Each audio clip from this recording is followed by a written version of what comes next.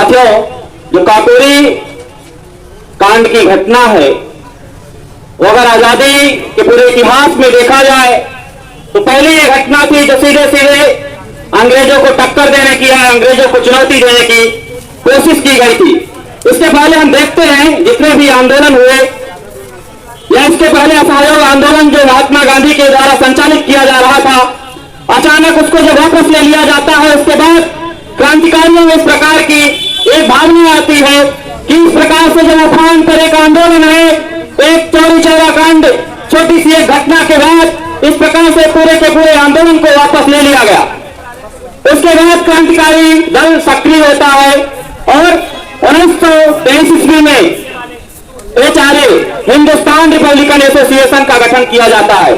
उसमें गदर पार्टी के जो संस्थापक थे लाला हरदयाल भी सहयोग करते हैं, सचिन सान्याल, सभी मिल करके इस प्रकार से सहयोग करके एक संगठन का निर्माण किया जाता है, हिंदुस्तान रिपब्लिकन एसोसिएशन, जिसको आगे संचालित करने के लिए राम प्रसाद बिस्मिल को जिम्मेदारी दी जाती है।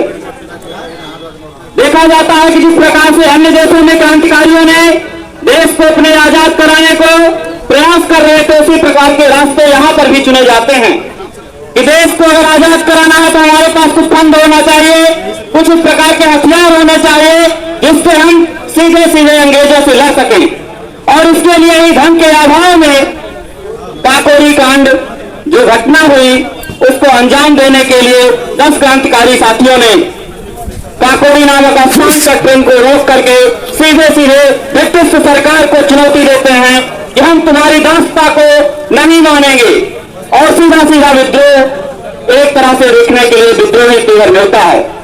अंग्रेजी सत्ता भी जान जाती है कि वास्तव में ये कार्य क्रांतिकारियों की ओर से संचालित किया जा रहा है। आप जानते हैं कि काकोरी कांड में लगभग 40 क्रांतिकारियों को गिरफ्तार किया जाता है देश भर से, जिसमें 4 क्रांतिकारी शहीद रोशन सिंह, अशफाक उल्लाह खां, राजेंद्र राय लाड़ी और राम प्रसाद बिस्मिल को फांसी के तख्त पर लटका दिया जाता है। 17 दिसंबर 1927 को राजेंद्र लाड़ी को सबसे पहले फांसी दी जाती है। उसके बाद 19 आज के ही दिन 1927 में राम प्रसाद बिस्मिल, अशफाक उल्लाह खां और ठाकुर रोशन सिंह को फांसी दी जाती है। ये वही स्थान है जिसे पहले मलाका जेल के नाम से जाना जाता था, आज शरद रानी हॉस्पिटल जहां पर है। इस स्थान पर ठाकुर रोशन सिंह को फांसी दी गई थी। गोंडा के जेल में राजेंद्र लाहिड़ी को, फैजाबाद की जेल में अशफाक उल्लाह खां को और गोरखपुर की जेल में राम प्रसाद बिस्मिल को अलग अलग स्थान पर क्रांतिकारियों को फांसी दी जा रही। कुछ संदर्भ आपको मैं बताना चाहूंगा कि जिस समय अशफाक उल्लाह खां को फांसी की सजा सुनाई गई थी, उनके वकील उनके पास जाते हैं, कई उनके रिश्तेदार उनके पास जाते हैं और कहते हैं कि तुम अपना बयान बदल दो, तुम सत्ता से अर्थात अंग्रेजी सरकार से माफी मांग लो, तुम्हें छोड़ दिया जाएगा। यहां तक कि अंग्रेज भी उनके पास जाकर बार बार कहते हैं कि राम प्रसाद बिस्मिल तो कट्टर हिंदूवादी है, आर्य समाजी है, वो हिंदू राष्ट्र बनाना चाहता है, क्यों तुम उसके साथ लगे हुए हो, तुम तो मुस्लिम हो, तुम वापस आ जाओ। तो वो बहुत प्यार से लोगों को समझाते थे कि हमारे देश में लगभग 7 करोड़ मुसलमान हैं, उसमें पहला मैं मुस्लिम हूं ऐसा कि जिसे ये सौभाग्य मिला है कि अपने भारत की सर्जनी के लिए अपनी शहादत देने का मौका मिला है, तो वो मैं नहीं जाने देना चाहता। और मैं जानता हूं कि हमारा राम ऐसा नहीं करेगा। इतना विश्वास राम प्रसाद बिस्मिल के ऊपर था। राम प्रसाद बिस्मिल को राम के नाम से संबोधित करते थे। तो कहते हैं अगर राम मेरा हिंदूवादी राष्ट्र भी बनाएगा तो अंग्रेजों से कहीं बेहतर होगा। इस प्रकार की भावना, इस प्रकार के क्रांतिकारियों का आपस में विश्वास था। वो जानते थे कि अंग्रेज हमें तोड़ने के तमाम प्रकार से प्रयास करेंगे। इसी प्रकार से राम प्रसाद बिस्मिल को भी जबकि अलग अलग जेलों में बंद हैं क्रांतिकारी, तोड़ने के प्रयास लगातार अंग्रेजी सरकार करती है। उधर उनसे कहती है कि वो मुस्लिम है, वो आप लोगों के साथ नहीं रहना चाहता है, वो सरकारी दबाव बन गया है। इस प्रकार से प्रयास दोनों तरफ चलते हैं, लेकिन इतना विश्वास आपस में था कि कहीं भी हम नहीं देखते कि इस प्रकार की भावना उनके अंदर आई हो कि उन्होंने एक दूसरे पर अविश्वास किया हो। इस प्रकार से लेस मात्र भी पूरे आजादी आंदोलन के दौरान हमको नहीं देखा जाता। और काकोरी कांड का जो ये पूरी घटना है, ये साझी शहादत, साझी विरासत के आधार पर हम पूरे देश में मनाते हैं, याद करते हैं, क्योंकि इसमें कोई हिंदू मुसलमान या इस सबकी बात ही नहीं थी, बल्कि हम अपने देश को आजाद कराना चाहते हैं, यही भावनाएं लेकर के ये लोग आगे बढ़े थे। अगर दोनों क्रांतिकारियों को जो मुख्य इसमें किरदार निभाने वाले हैं, राम प्रसाद बिस्मिल को हम देखते हैं तो उनकी माँ जहां एक तरफ उनको पाल पोस कर तैयार करती है, वही अशफाकुल्लाह खां की माँ बचपन से लेकर उनके अंदर जो क्रांतिकारी तेवर भरती हैं, उसके पीछे दोनों माताओं का बहुत बड़ा योगदान रहा है। और राम प्रसाद बिस्मिल को जिस समय फांसी होने वाली थी, उस समय शिव वर्मा के साथ राम प्रसाद बिस्मिल की माँ मिलने जाती हैं राम प्रसाद से। जब राम प्रसाद बिस्मिल से मिलते हैं तो राम प्रसाद बिस्मिल रोने लगते हैं, तो वह बोलती है कि अगर तुम्हें रोना ही था तो इस क्रांति के रास्ते पर तुम्हें आगे नहीं बढ़ना चाहिए था। तो कहते हैं उस समय राम प्रसाद बिस्मिल ने कहा था, मां मैं फांसी पर चढ़ने से नहीं डर रहा हूं, न इसके लिए मैं रो रहा हूं, बल्कि मैं ये सोच रहा हूं कि इतनी बहादुर मां मुझे फिर से अगले जन्म में मिलेगी या नहीं, या मेरे मरने के बाद तुम्हारा क्या होगा। तो उस मां ने कहा था कि जैसे हमारे देश की लाखों माताएं जिंदा रह लेंगी, उसी प्रकार से मैं भी जीवित रह लूंगी, तुम मेरी चिंता मत करो, और ये तुम्हारे दल का ही साथी है, अगर तुम्हें कोई संदेश भेजना है तो शिव वर्मा से तुम भेज सकते हो। इस प्रकार से हर जगह पर एक एक स्थान पर माताएं भी किस प्रकार से सहयोग कर रही थी। अशफाकुल्लाह खां को भी आगे बढ़ाने में इसी प्रकार से उनकी मां का हाथ था। लगातार उनको पढ़ने के लिए किताबें, सारी चीजें उपलब्ध कराना उनकी मां का ही काम हुआ करता था। तो कहते हैं कि हर स्थान पर मां ने मेरा सहयोग किया है।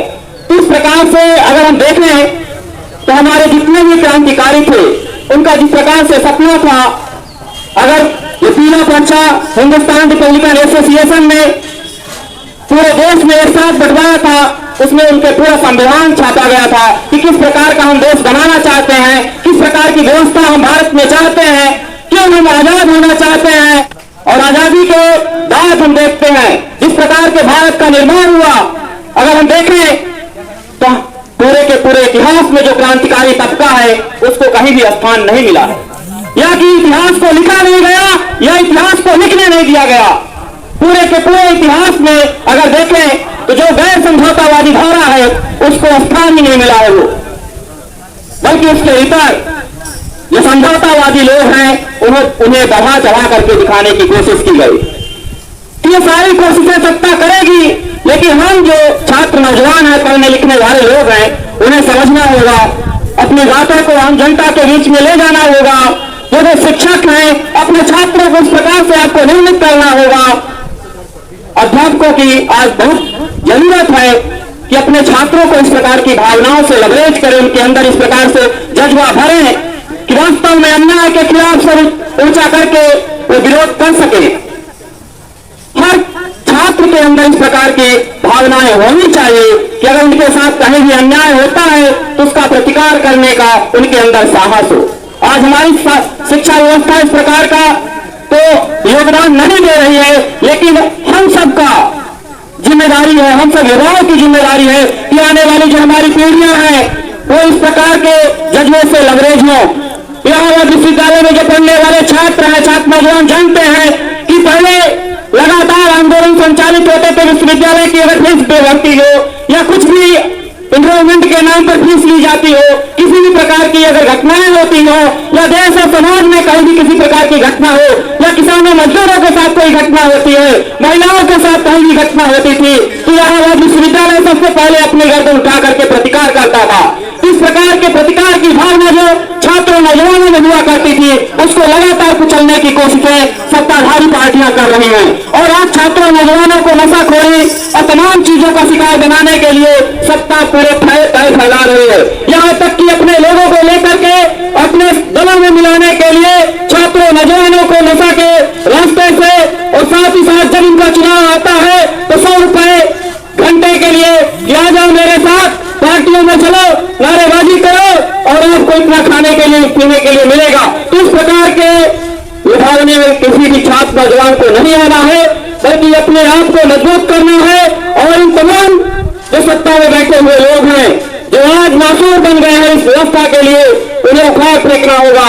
जिस प्रकार से किसानों, नौजवानों ने, मजदूरों ने मिलकर के दिल्ली में इनके खिलाफ लगातार प्रतिरोध किया है, उसी प्रकार से छात्र नौजवानों को भी एकजुट होना होगा और तमाम मुद्दों पर, रोजगार के मुद्दों पर, शिक्षा के निजीकरण के मुद्दों पर, विश्वविद्यालय की तमाम घटनाओं को लेकर के, विश्वविद्यालय को जो ग्रांट नहीं मिल रहे उसको लेकर के प्रतिकार करना होगा, एकजुट होना होगा, तभी हम आगे एक बेहतर समाज बना पाएंगे।